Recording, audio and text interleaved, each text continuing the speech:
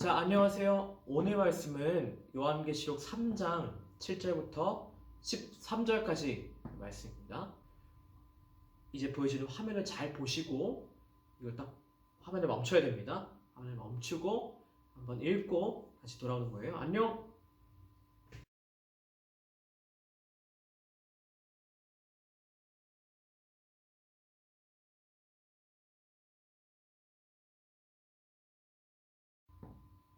네, 오늘 말씀에서 가장 눈에 띄는 교회 이름을 한번 말씀해 보시겠어요? 자, 빌라델피아 교회 이야기죠.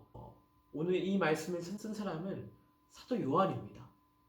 이 사도 요한에게 하나님께서 일곱 교회의 편지를 보내세요. 그 중에 한 교회가 바로 빌라델피아 교회인 거예요. 그런데 오늘 빌라델피아 교회 이야기를 자세히 보면 하나님께서 이렇게 칭찬한 교회가 없었습니다. 가장 칭찬 일색인 교회가 바로 이 빌라델피아 교회인 거죠. 근데 그 이유가 뭔지 아세요?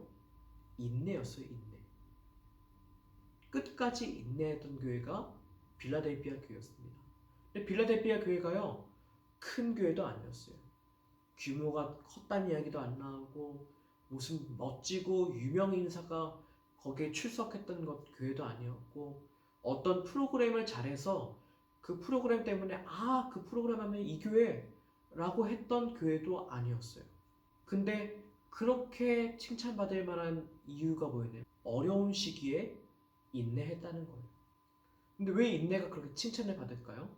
인내는 믿음과 연결되어 있기 때문에 그래요. 여러분, 아브라함이 어떻게 믿음의 사람이라는 게 드러났을까? 바로 인내로 드러난 것입니다. 어려울 때 인내하고, 그래, 하나님의 말씀이 나에게 주셨으니 나 조금만 더 인내하고 조금만 더 하나님의 때를 기다리자. 이것으로 아브라함의 믿음이 증명되는 게 아니겠어요? 그 믿음의 기다림 끝에 얻게 된 것이 바로 이삭이었던 거죠. 근데 우리는 종종 그 기다림 끝에 얻게 된 이삭에 관심이 있습니다. 인내에서 이렇게 결과를 얻었다에 관심이 많아요. 그런데 하나님이 이삭에 관심이 있었을까요? 아닙니다. 때가 되면 이삭은 언젠가 주실 거예요. 하나님의 관심은 아브라함이 믿음으로 기다리는 인내를 얼마나 끝까지 완수했느냐에 있었던 것입니다. 여러분, 사도 요한이요, 이 계시록을 쓰던 때는요, 로마 제국이 나라 단위의 탄압을 가했던 때, 그리고 이 탄압은요, 사도 요한이 죽고 나서도 200년이 지속이 됩니다. 그 얼마나 큰 박해였겠어요. 그리고 이 교회에서의 성도들은 어땠을까요? 그래, 조금만 버티면 상황이 괜찮아지겠지.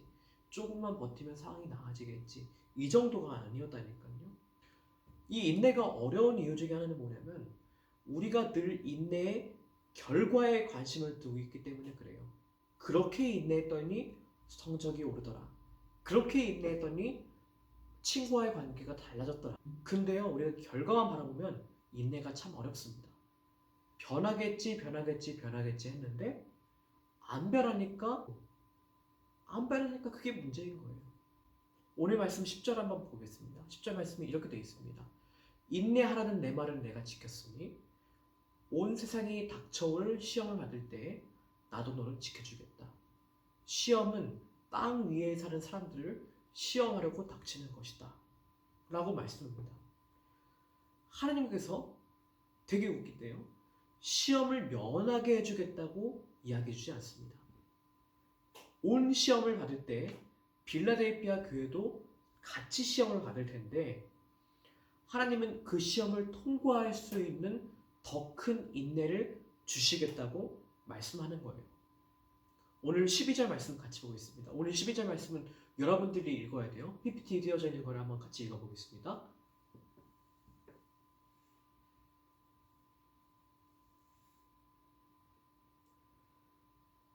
여러분, 인내를 하나님께서 하시는 이유는요, 그 인내를 통해서 지금 우리 몸에 하나님의 이름을 새기고자 하시는 거예요.